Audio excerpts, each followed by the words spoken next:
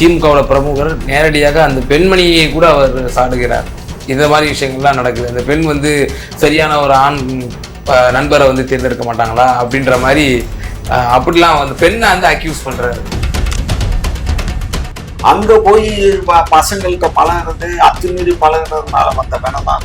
இப்போ சாதாரண ஒருத்தர் பேசிக்கிட்டு அந்த படத்தை பிடிச்சிருந்தா யாரும் என்ன செய்ய போறான்? அத்துமீறி ஏதோ நடந்ததுனால தானே இந்த பிரச்சனை வந்திருக்கு. மாவு கட்டு விவகாரத்துல கூட கட்டு கூட வெவ்வேறு மாதிரி, முதல்ல ஜீப்ல இருக்கும்போது ஒரு மாதிரியான கட்டு இருக்கு, அதன் பிறகு ஒரு புகைப்படம், அடுத்து ஒரு புகைப்படம் வருது ஸ்டேஷன்ல, அந்த புகைப்படம் வந்து வேற மாதிரி இருக்கிறதையும் பார்க்குறோம். இதுலயும் வந்து நீங்க என்னமோ எங்க கட்சி எங்களை என்னமோ லேசா பேசுறீங்க. இல்ல, கடந்த காலத்துல அப்படி பாக்குறோம். அந்த கடந்த காலத்துல யாருன்னா புடுங்கணும், கடந்த காலத்துல என்ன பண்ணணும், யாரையா விட்டோம்? தெருவுல போற இடத்துல எல்லாம் அவன் பண்ணல. அவ்வளவு பெரிய வளாகத்துக்குள்ள அவன் தொடர்ச்சியாக இந்த செயல்களை செஞ்சுருக்கானா அதுக்கு பின்னாடி யாரு இருக்கா? அப்ப இதெல்லாம் யார் சொல்றது? இதுக்கு என்ன முட்டு கொடுப்பாங்க? என்ன நிகழ்வு திமுக இங்க நடத்தினாலும் நீங்க பிஜேபி அரசதான் சொல்லுவீங்களா, இல்ல அதிமுக தான் சொல்லுவீங்களா? வெக்கமா இல்லையா உங்களுக்கு? வெக்கமாவே இல்லையா? சூடு சொரணை தான் இருக்கா இல்லையா? மது இதெல்லாம் வந்து ஒரு மூல காரணமா இருக்கா பெண் மீதான வன்முறைக்கு எதிராக? நீங்க போதையே ஒழிக்க மாட்டீங்க, மதுவோ ஒழிக்க மாட்டீங்க. கொண்டு வந்தது டாஸ்மாக் இல்லைன்னு சொன்னா கள்ள குடிச்சு செத்து போயிருவாங்க.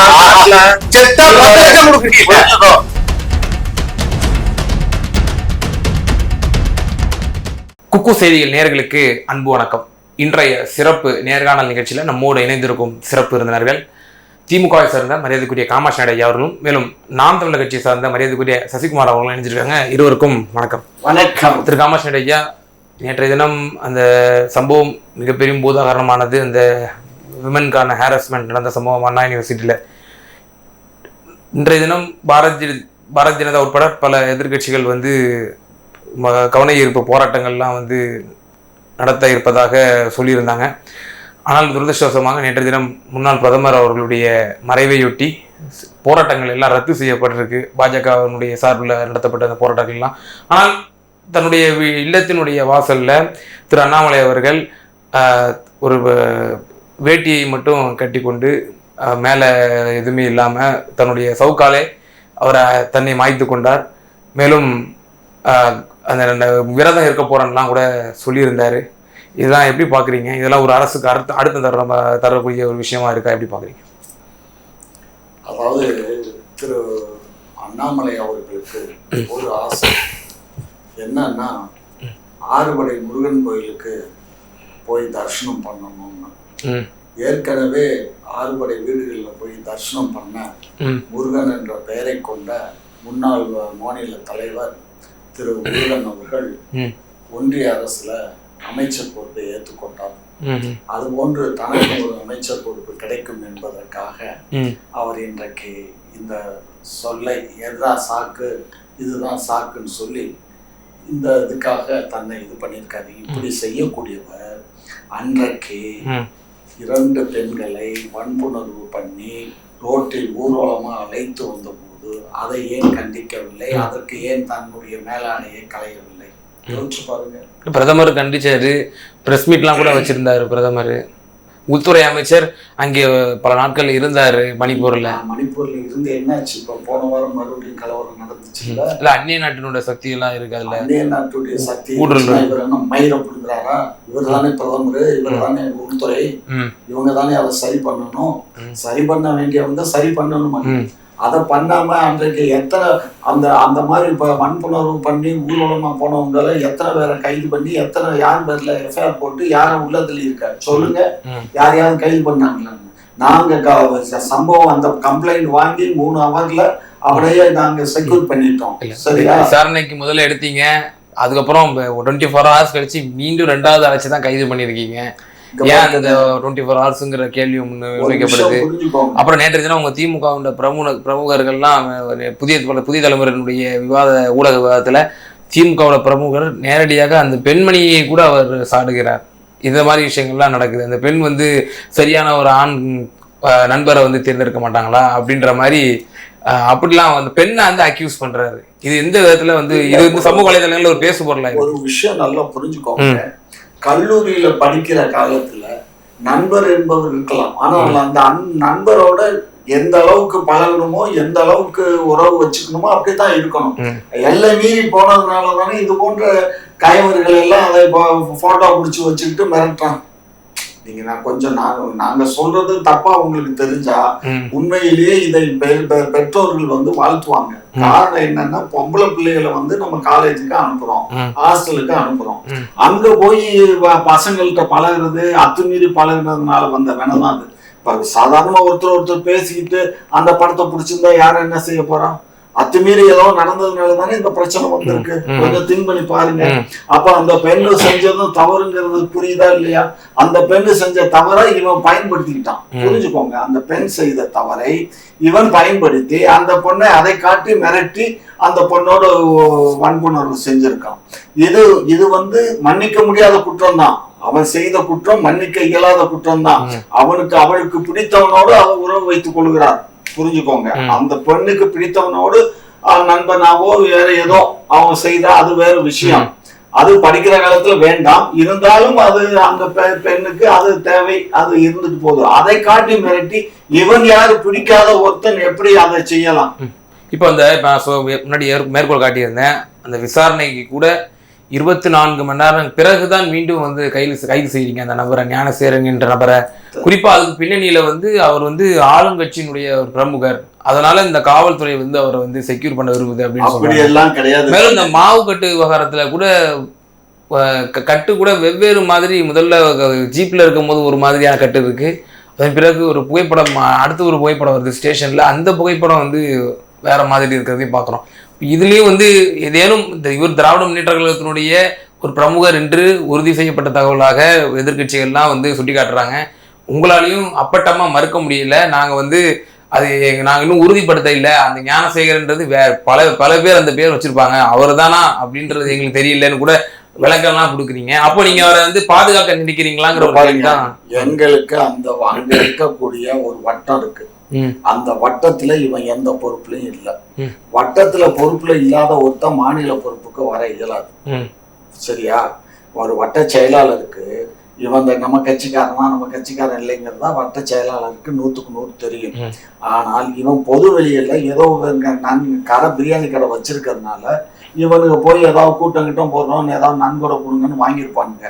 அதை சாக்கா வச்சுக்கிட்டு இவன் அமைச்சர் கூடயோ மற்றவங்களோடையோ மேடைகள் ஏறி பொன்னாடை போத்துறது, பொன்னாடை போத்திட்டு அவங்க பக்கத்துல இருந்து செட்டப் பண்ணி போட்டோ எடுத்துக்கிறது, இதெல்லாம் சகஜம்.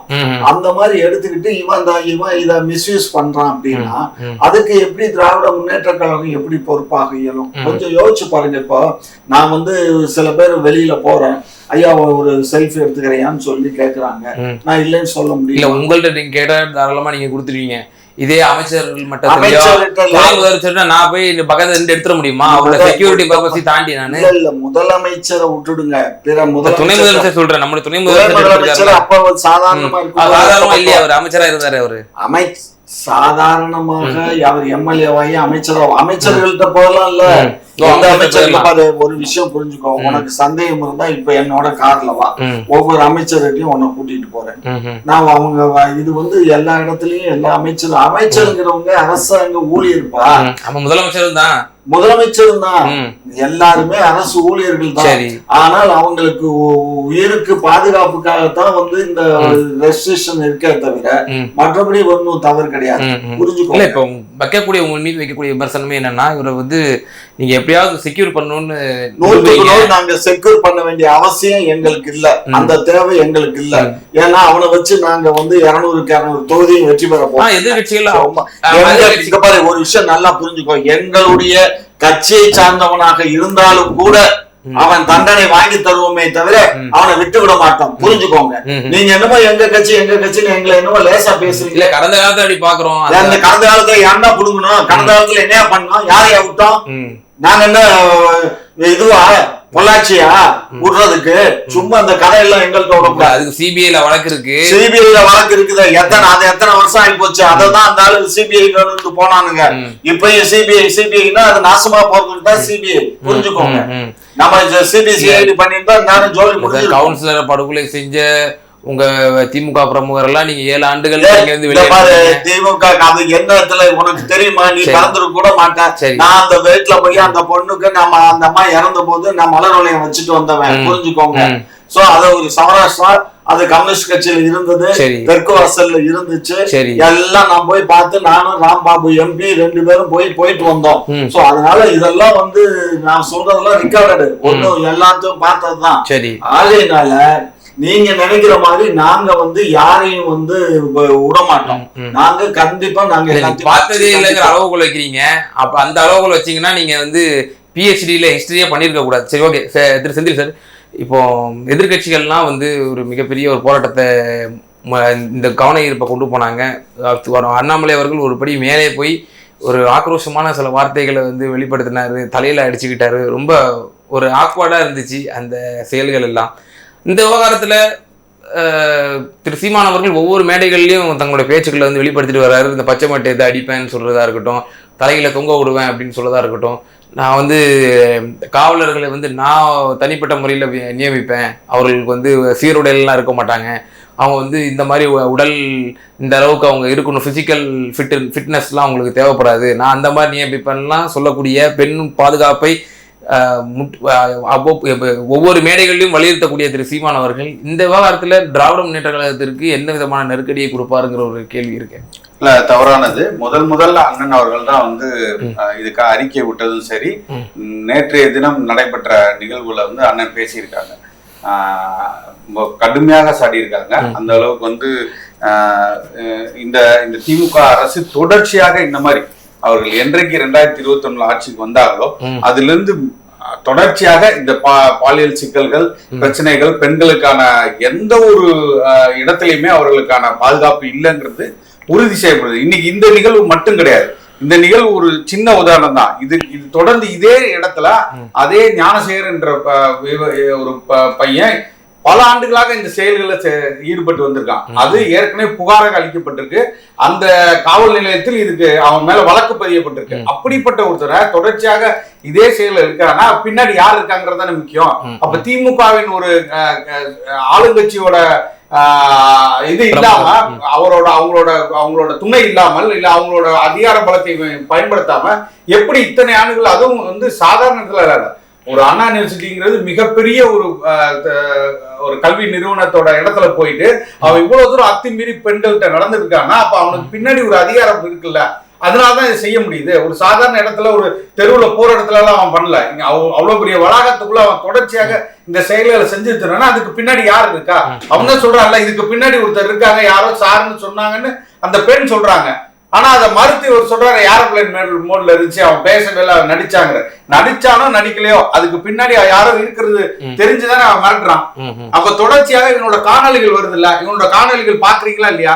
அவன் திமுக பிரமுகர்கள் இருக்கிற காணொலிகள், திமுக நிகழ்வுகளை பங்கெடுக்கிற காணொலிகள் முதற்கொண்டு வந்திருக்கு, அவன் இருக்கிறான்ட்டு. அதை ஏன் மறைக்கணும்? ஒரு அமைச்சர் வந்து ஒரு பொறுப்புள்ள ஒரு அமைச்சர், சட்டத்துறை அமைச்சரே இல்லைங்கிறாரு. இத்தனை தரவுகள் வந்திருக்கு, முரசொலியில ஒரு பேர் வந்திருக்கு, இவ்வளவு நிகழ்வுகள் நடந்திருக்கு, பொய்யா இன்னொருத்தரை கொண்டு வந்து நிறுத்துறாங்க. அவனோட காணொலி வந்திருக்குங்க, புகைப்படங்கள் மட்டும் இல்ல, அவன் நடந்து போறது, அவன் அங்க நிக்கிறது, அவங்களோட புகைப்படம் எடுத்துக்கொள்றது, அவங்களோட இருந்து பரிசு பொருட்கள் கொடுக்கறது, எல்லா இடத்துலயும் அவன் இருக்கா. அப்ப இல்லன்னு நீங்க எப்படி 19 மறக்க முடியும்? அப்ப இந்த செயல்கள் இங்க மட்டும் தான் நடக்குதா? இதை தாண்டி எத்தனை நேத்து ஆவடையார் கோயில்ல நடந்திருக்கு. ஒரு மருத்துவமனையில கூட வேலை பார்க்கிற ஒரு செவிலியரை இந்த அளவுக்கு நிர்வாணமா படம் எடுத்து அவர்கள் வந்து சூசைட் அட்டன் பண்ணிருக்காங்க. இதை என்ன சொல்ல வர்றீங்க? அப்ப எந்த இடத்துல சட்டம் ஒழுங்கு இப்ப ஒழுங்கா இருக்கு? பெண்கள் வந்து குளிக்க போயிருக்காங்க, நேற்றைய தினம் ஒரு குடும்பமா போயிருக்காங்க, மதுவின் உச்ச போதையில போய் அவங்க குடும்பத்தோடு இருக்கிறவங்கள மிக கேவலமாக நடத்தி அவங்கள மானவங்கப்படுத்திருக்காங்க. அப்ப இதெல்லாம் யார் சொல்றது? இதுக்கு என்ன முட்டு கொடுப்பாங்க? என்ன நிகழ்வுகள் திமுக இங்க நடத்தினாலும் நீங்க பிஜேபி அரசை தான் சொல்லுவீங்களா, இல்ல அதிமுக தான் சொல்லுவீங்களா? வெக்கமா இல்லையா உங்களுக்கு? வெக்கமாவே இல்லையா? சூடு சொரணை தான் இருக்கா இல்லையா? சொல்லுங்க. எதுக்கு எடுத்தாலும் அவர்களுக்கே முட்டு கொடுத்துட்டு இன்னைக்கு திருமாவளவன் சொல்றாரு எல்லாம் அரசியல் படுத்துறீங்கிறாரு. இது அரசியல் படுத்தாம என்ன பண்ணுவோம்? நீங்க எல்லாம் ஏத்து நின்று கேள்வி கேட்கணுமா இல்லையா? அங்க நடந்துச்சு, மணிப்பூர்ல நடந்துச்சு, இங்க எங்க வேணா நடந்துட்டு போகுதுங்க. இந்த நாட்டில் நடக்கக்கூடாதுன்னு சொல்றோம் நாங்க. நீங்க வந்து போட்டோ எடுத்துட்டாங்க, நீங்க கையில வேர்ல்டு கப்னு ஒரு பொய்யான ஒரு வேர்ல்டு கப் தூக்கிட்டு வந்து ஒருத்தன் போய் போட்டோ எடுத்துட்டு இருந்தானா இல்லையா? உதயநிதி அவர்களோட போட்டோ மாற்றுத்திறனாளி ஒருத்தர் ஏமாத்திட்டு வந்தா இந்த அளவுக்கு தான் இருக்கு நிர்வாகம். அப்ப யார் வேணாலும் என்ன வேணாலும் செய்யலாம்ல. அதாவது சாரோட வாதம் அவர் ஒரு ஹேபிச்சுவல் அஃபெண்டராகவே இருந்திருக்கிறாரு, அதையே வந்து கண்காணிக்க தவறி விட்டதா நம்முடைய காவல்துறைங்கிற ஒரு கேள்வியை முன்வைக்கிறாரு. மேலும் தவற விட்டதுன்ற ஒரு குற்றச்சாட்டு வைக்கிறாரு. அதே போல தொடர்ச்சியா நீங்க வந்து இது மாதிரியான சட்ட ஒழுங்கு பிரச்சனையா இருக்கட்டும், இப்போ தொடர்ந்து இது மாதிரி பெண்களுக்கு எதிரான வன்முறைகளை வந்து நம்ம சுட்டி காட்டணும் அப்படின்னா திராவிட முன்னேற்ற கழகத்தினுடைய பிரமுகர்கள் வந்து உடனே அதிமுக ஆட்சியில வந்து பொள்ளாச்சி நடக்கல, நீங்க இப்ப கூட சொன்னீங்க. அதே போல மணிப்பூர்ல எப்படி நடக்கலையான்ற ஒரு இதை சிவகங்கையில ஒரு சின்ன குழந்தைய எத்தனை பேர் வன்புணர்வு பண்ணி கடைசியில அந்த குழந்தை வந்து கம்ப்ளைண்ட் பண்ணி போலீஸ் இன்ஸ்பெக்டர்ஸ்ல இருந்து எல்லா பேரும் இன்வால்வ்டு. எல்லாம் எந்த ஆட்சியில நடந்துச்சு? இதெல்லாம் எல்லா ஆட்சியிலையும் நடக்கக்கூடிய செயல்பாடுகள் தான் கண்ணு. ஒழுக்கம் இல்லைன்னு சொன்னா ஒன்னும் தனி மனித ஒழுக்கம் வேணும். அரசு எல்லாத்துக்கும் தனி மனித ஒழுக்கத்தை கத்து கொடுக்க இயலாது. காவல்துறை எதுக்குங்க? எல்லாமே நடக்கும், இந்த ஆட்சியிலே நடக்கும். அது எப்படி கொஞ்சம் பொறுங்க. ஏற்கனவே காலையில நேற்றுக்கு கூட ஒரு சினி ஆக்டர் அவர் வந்து சொல்லியிருக்காரு, ஒவ்வொரு பெண்ணுக்கும் ஒரு காவலரை நியமிக்க முடியுமான்னு. நான் அப்படி பேசல. நான் என்ன சொல்றேன்னா, ஓரளவுக்கு வந்து பொதுமக்களும் சரி, பெண்களும் சரி, ஆண்களும் சரி கட்டுப்பாடோட வாழணும்.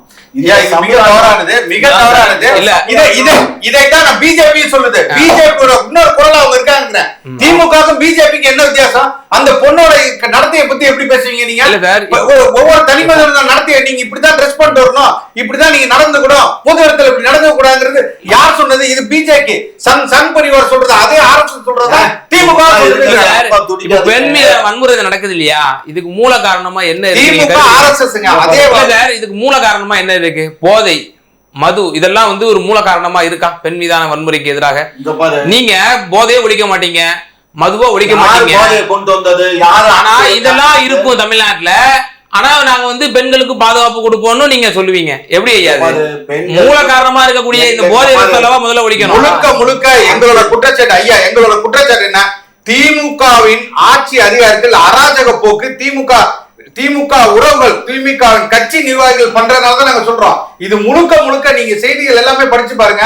திமுகவின் வட்ட செயலாளர் இருப்பாரு, ஒரு பெண்ணை அவர் வீட்டுக்குள்ள போயிட்டு எட்டி உதைக்கிறாரு, உதைச்சு சட்டம் ஒழுங்கு அங்க இதாகுது, தான் வந்து ஒரு பொறுப்புல இருக்கிறேங்கிற ஒரு அதிகாரத்தை துஷ்பிரயோகம் பண்றாங்கிறான். இந்த சிக்கல்கள் இந்த ஆட்சியில அதிகமா இருக்குங்கிறோம். அதை ஏத்துக்குங்க. நீங்க ஒரு விஷயம் புரிஞ்சுக்கோங்க. அவன் எட்டி உதைச்சவன நாங்க விட்டுட்டோமா? கட்சிக்காரங்கிறதுனால அவனை விட்டுட்டோமா? அவன் மேல புடிச்சு வழக்கு போட்டு உள்ள ஊத்திக்கு போடலையா? என்ன பேசுறீங்க? எத்தனை இடத்துல எல்லாம் தவறு நடக்குதோ அங்க எல்லாமே கைது செய்யப்படுறாங்க, சிறையில் அடைக்கப்படுறாங்க. புரிஞ்சுக்கோங்க. அதிகமா இருக்குல்ல, அதிகமா இருக்குதுன்னா நாங்க இங்க பாருங்க ஒரு விஷயம். அவர் தம்பி சொன்னது மாதிரி மதுங்கிறது ஒரு தேவையில்லாத ஒண்ணா இருந்தது ஒரு காலத்துல.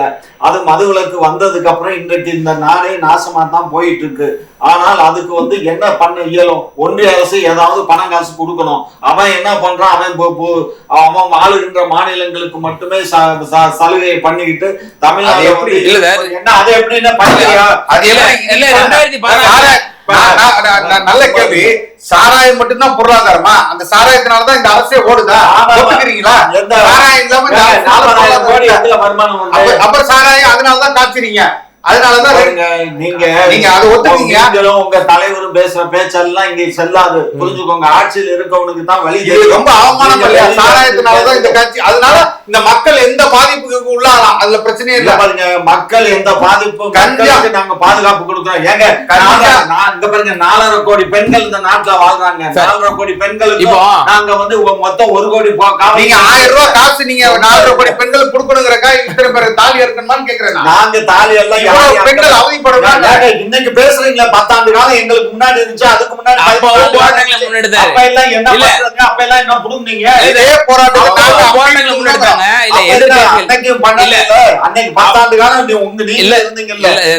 அப்போ நாம் தமிழரோட திமுக பயங்கரமா போராட்டம் பண்ணிருக்கோம். அதை விடுங்க. இப்ப நான் என்ன கேக்குறேன், இப்போ நம்ம தொலைக்காட்சியை ஆன் பண்ணோம்னா விளம்பரங்கள் வரும். விளம்பரங்களில் நம்முடைய முதல்வர் பேசுகிறாரா இல்லையா?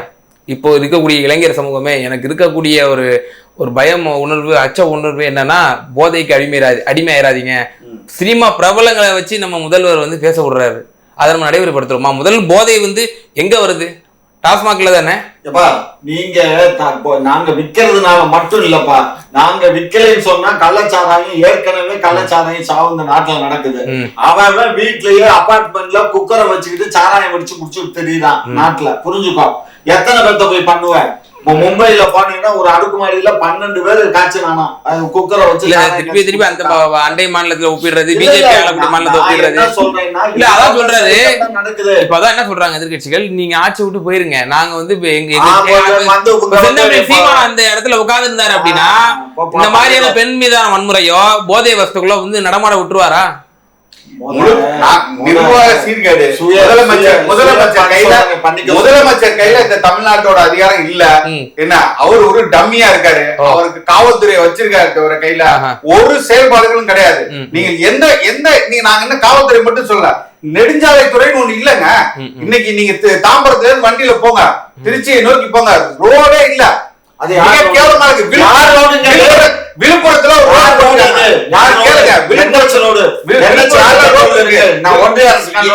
எல்லாமே ஸ்டேட் ரோடு கிடையாது, எல்லாமே தாம்பரத்துல இருந்து என்எச் ரோடு தானாங்க.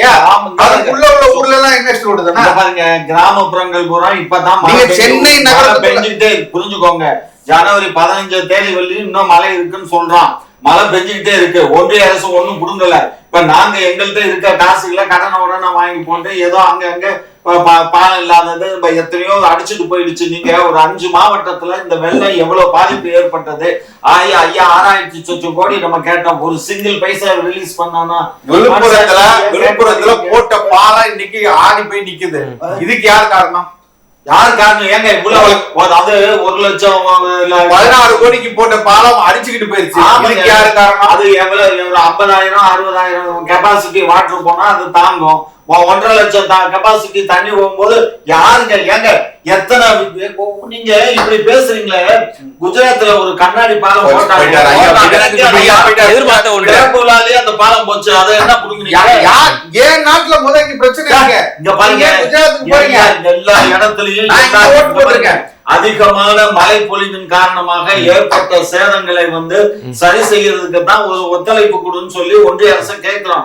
நம்மள்கிட்ட செஸ்ன்னு வாங்குறான், இன்கம் டாக்ஸ் வாங்குறான், இதுல வந்து அதுக்கப்புறம் வந்து பல்வேறு இதுல ஜிஎஸ்டின்னு வாங்குறான். பல்வேறு வழிகள்ல இன்னைக்கு இந்தியா தான் 2வது இடத்துல வரி செலுத்துறோம்.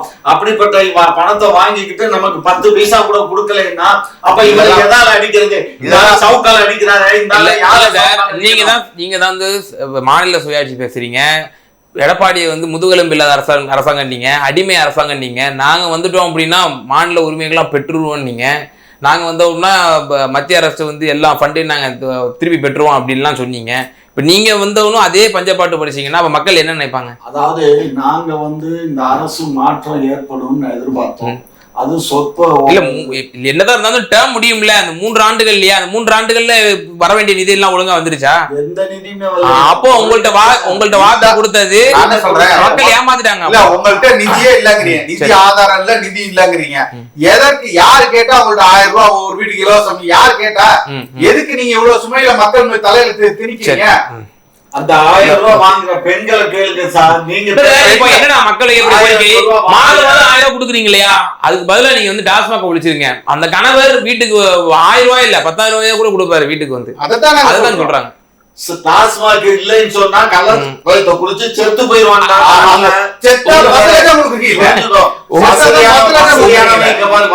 காவல்துறை இல்ல, காவல்துறையில அரசியல் இல்ல. என்ன காவல்துறை? ஒவ்வொரு தனி மனிதனுக்கும் நாங்க காவல் பாதுகாப்பு அளிக்க இயலுமா? இவன் எங்க போறான், எங்க சாராயம் குடிக்கிறான், எவன் கிட்ட போறான்? ஏன்னா இப்ப சாராயம் குடிக்கிறது குடிக்கிறான், நீ ஒவ்வொருத்தருக்கும் நீங்க வந்து பாதுகாப்பு கொடுக்க முடியுமா?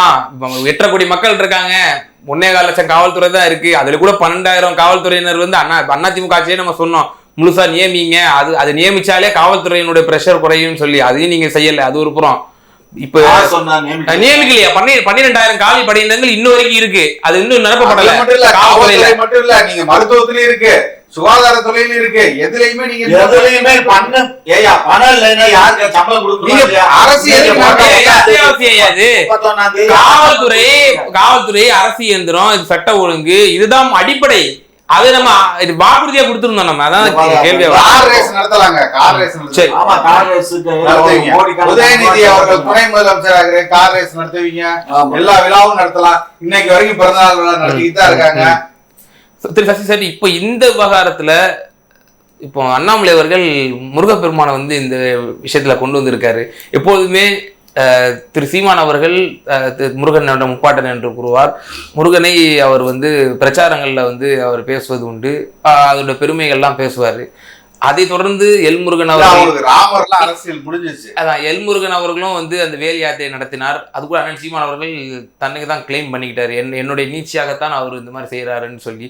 இப்போ இந்த இஷ்யூலயும் வந்து முருகனுடைய வேலை கையில் எடுக்கிறாரு திரு அண்ணாமலை அப்படின்னா, இது வந்து சீமான் அவரோட தாக்கமா? இது எப்படி பாக்குறது? உறுதியாக அதுதான் இல்ல, இது வந்து இப்ப பெண் ஒரு வன்முறை நடந்திருக்கு இங்க, அதுக்குண்டான தீர்வுகளை வந்து எடுத்துட்டு போகலாம். ஆனா இதுலயும் வந்து ஒரு மதத்தை ஒரு சாயத்தை கலந்து இது ஒரு 40 சொல்றது. அவர் வந்து தேர்தலுக்கான ஒரு யுக்திகளை ஏற்கனவே கையாண்டு இருப்பாங்க, அதுக்கான பிளான் எல்லாமே எக்ஸிக்யூட் பண்ணி வச்சிருப்பாங்க. அதோட நீட்சியாகத்தான் இதை வந்து அவர் இதோட சேர்க்கிறார். மற்றபடி அவர் வந்து ஒரு தேர்தலுக்கான ஒரு அவர் ஆரம்பிச்சிட்டாரு. அதுக்கான அவரோட திட்டம் எல்லாமே தொடங்க ஆரம்பிச்சிருச்சு. அதுல ஒரு நீட்சியா தான் நான் இதை பாக்குறேன். ஏன் அப்படின்னு சொன்னா, இவர்கள் வந்து இந்த மதத்தை வைத்து அரசியல் பண்ணி இந்த தமிழ்நாட்டுல பெருசா அவங்களால சோபிக்க முடியல. ஏற்கனவே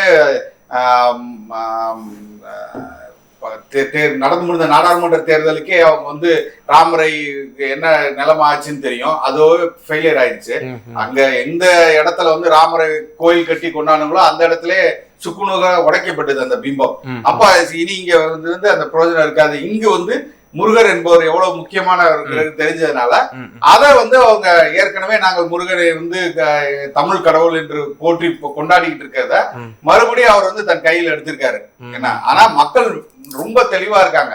இவர்கள் எந்த நாடகத்தோடு வந்தாலுமே மக்கள் அதை ஏற்கிறதாக இல்லை. அதனால நாம் தமிழர் கட்சி அதை சிறப்பாக கையாளும், அதுல ஒரு மாற்று கருத்தே இல்லை. ஓகே, நிறைவான கருத்தை எடுத்துக்கிறேன். திரு காமாட்சியா, முருகர் பெருமாளை வந்து கையெடுத்திருக்காரு. அதாவது ஆன்மீக அரசியலை கொண்டு நாத்திக அரசியலை வந்து முறியடிக்க வந்து புறப்பட்டு ஒரு படை செல்லுதா கோட்டையை நோக்கி?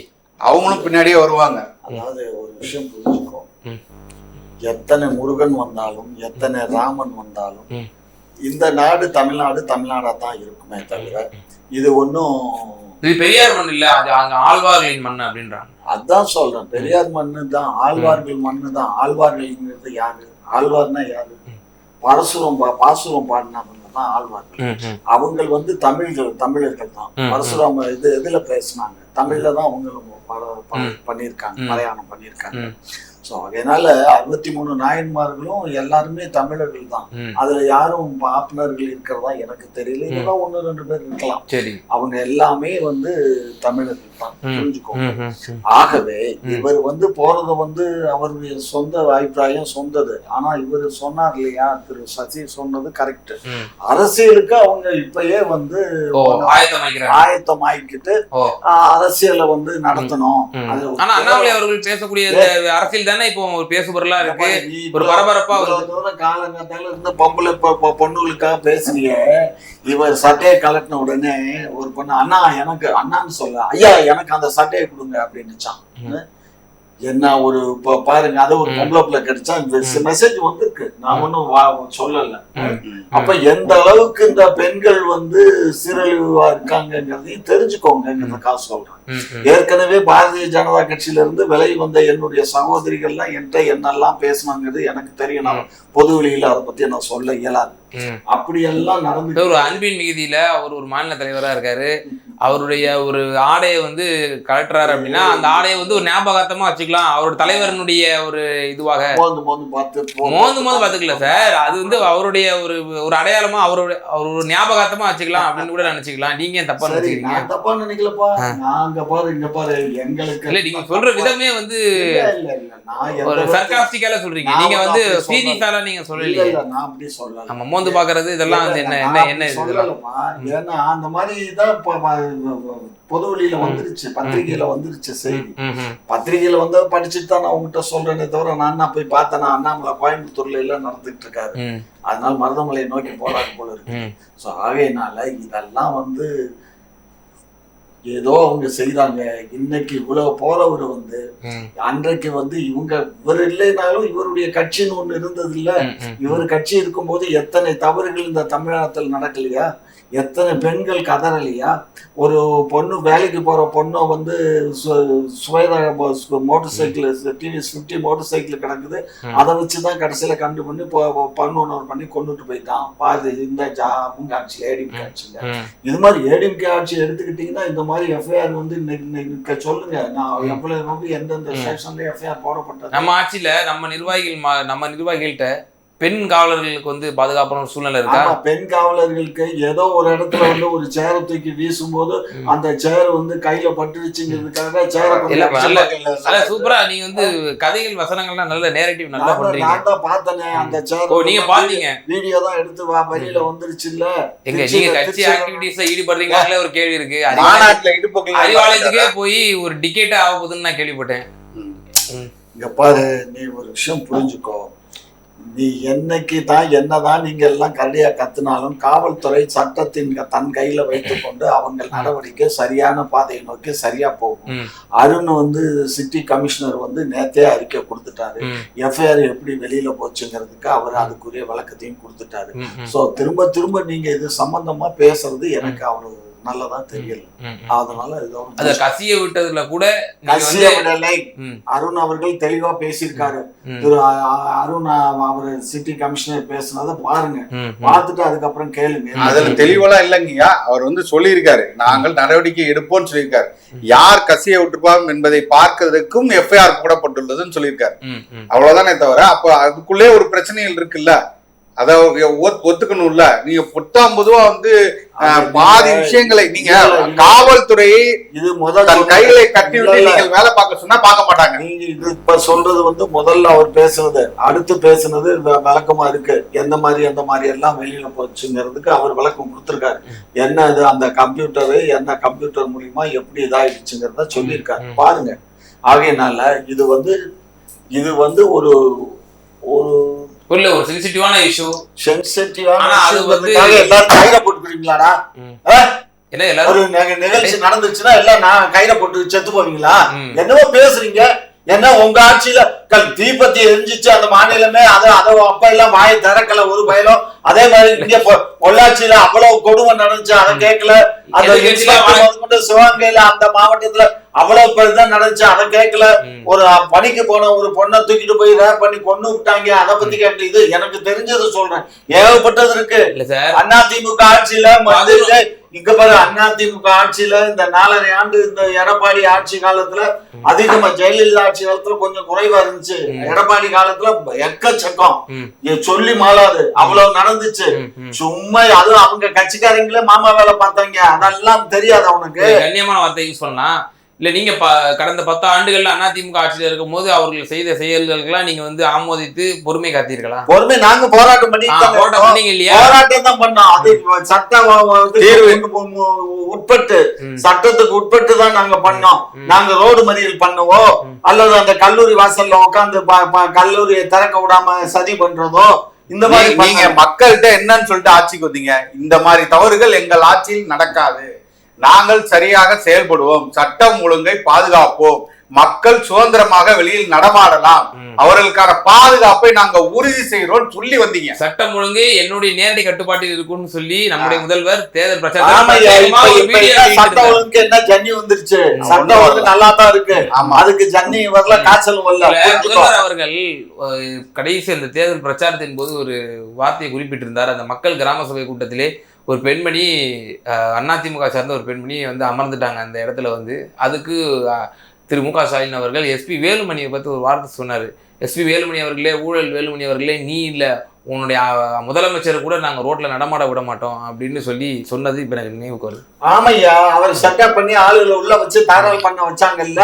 இப்ப நீங்க சொல்றீங்கல்ல திமுக காரன்னு, அவன் எவனும் ஒரு பொதுமக்கள்ல யாரு வேணாலும் மேடையில போய் பொன்னாட போத்துறதோ ஒரு மலர் கொத்து கொடுக்கறதோ கூட ஒரு போட்டோ எடுத்துக்கிறது எல்லாம் சாதாரணமாப்பா. இத போய் நீங்க இதுக்கு அதனாலதான் வரும்போது கையில கட்டு இருக்கு, வெளியில வரும்போது கட்ட காணோம் கையில. இந்த நாடக நடிப்புலாம் சாதாரண எதிர்கட்சியா இருக்கும் போதே முதலமைச்சரை பார்த்து சொல்றாரு, உங்களெல்லாம் வெளியே நடமாட விட மாட்டேன் பாத்துக்கா அப்படின்னு சொல்றாருன்னா அப்ப அது எவ்வளவு பெரிய ஒரு வார்த்தை. இதுதான் வந்து ஒரு எதிர்கட்சி தலைவருக்கான ஒரு கண்ணியமா? துணை முதலமைச்சரா இருக்கிற ஐயா உதயநிதி ஸ்டாலின் அவர்கள் சொல்லலையா, நாங்கள் ஆட்சிக்கு வந்தால் நீங்க எங்க இருக்கீங்க பாப்போம்னு எல்லா காவல்துறை அதிகாரியும் மிரட்டலையா? இவ்வளவு நாங்க உள்ள வச்சிருக்கோம், வேலுமணியை தூக்கி உள்ள வச்சோமா? இல்ல எடப்பாடி என்ன சொல்றாரு, அதிமுக திமுக கூட்டு கலவாணிகள் அப்படின்றாரு. அவருக்கு பாரு, அவருக்கு வந்து புளியோதரை சாப்பிடுறாரு காலையில, அதனால செமிக்க மாட்டேங்குது. சீமான் அவர்கள் கண்டா என்ன உங்களுக்கு வந்து ஒரு கேலி செய்யக்கூடிய ஒரு இதுவா இருக்கா? இல்ல அவரு பற்றியான ஒரு பேசுபொருள் எடுத்தாலே நீங்க வந்து ஒரு கேலி செய்யும் துணியிலையோ அவரை வந்து ஒரு மட்டுப்படுத்துற மாதிரி பேசுறீங்க. அவர் பேசுற பேச்சுக்களுக்கு எல்லாம் நம்ம மண்ணுக்காக மக்களுக்காக பேசுறாரு. அவர் மண்ணுக்காக தான் எல்லாம் மண்ணுக்குள்ளதான் போக போறோம். எல்லாரும் மண்ணுக்குள்ளதான் போக போறோம். சும்மா மண் அழிவிக்கிறீங்கன்னு கேக்குறாரு. நாங்க ஒண்ணு மண் அள்ளி நாங்க கொள்ளையாதுன்னு கேக்குறாரு. மண்ணுக்குள்ளதான் போக போற ஏன் ஆசைன்னு கேக்குறாரு. 23 ஆண்டுகள் ஆண்டுச்சுல்ல பாரதிய திருப்பி அதான் போறீங்க. அந்த ஆட்சி காலத்துலதான் போய் பண்ணான். நான் இதே மதுரையில 64 65 எல்லாம் ஆத்த கிராஸ் பண்றதுக்கு என்னால ஆத்த கிராஸ் பண்ணி போக இயலாது. புதக்கு மணல் இறங்கும், தண்ணி போயிட்டே இருக்கும். எந்த இறங்குறனால அதெல்லாம் கஷ்டமா இருக்குன்னு அவ்வளவு மணல் இருந்தத எல்லாம் எம்ஜிஆர் ஆட்சி 6 மாத காலத்துக்கு பின்னாடி வந்த எம்ஜிஆர் ஆட்சியில எல்லா மதுரையில இருந்து சிட்டில இருந்து மணல் பூரா அள்ளி காலி பண்ணிட்டாங்க. மண்ணை அள்ளி நான் அரசியல்ல நான் வந்து அமைச்சரான அடுத்த நொடி மண்ணை அள்ளலாம், யாராவது நிறுத்தினா எனக்கு உடனடியாக 11 மணிக்கு பண்ணுங்க. அவங்க அங்கே இருக்க மாட்டாங்க, அவங்க மாத்திடுறேன்னு சொன்ன அமைச்சர் செந்தில் பாலாஜி சொன்னாரு. அவர் எண்ணத்துல சொன்னாரு, அவர் ஏற்கனவே அவர் ஏதோ பேசினாரு. மேடைகள்ல பேசுற பேச்சுக்கள்லாம் வந்து செல்லாது தப்பி. அரசியல் மேடைகள்ல பேசுற பேச்சுக்கள்லாம் ஒவ்வொருத்தர் மீது வழக்கு தொடுத்தோம்னா, என் மாப்பிள்ள சார் பேசுற பேச்சுக்கள்லாம்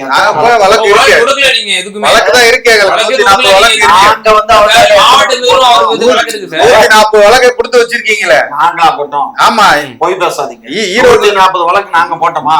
அதுலயும் உங்களோட வழக்குகள் இருக்குல்ல, திமுக வழக்குகள் இருக்கு. எங்க வழக்கு போனா 5 வழக்கு தான் இருக்கு. நீங்க தான் வாடகை வாங்கி வச்சு போடுறீங்களா எல்லாரும்?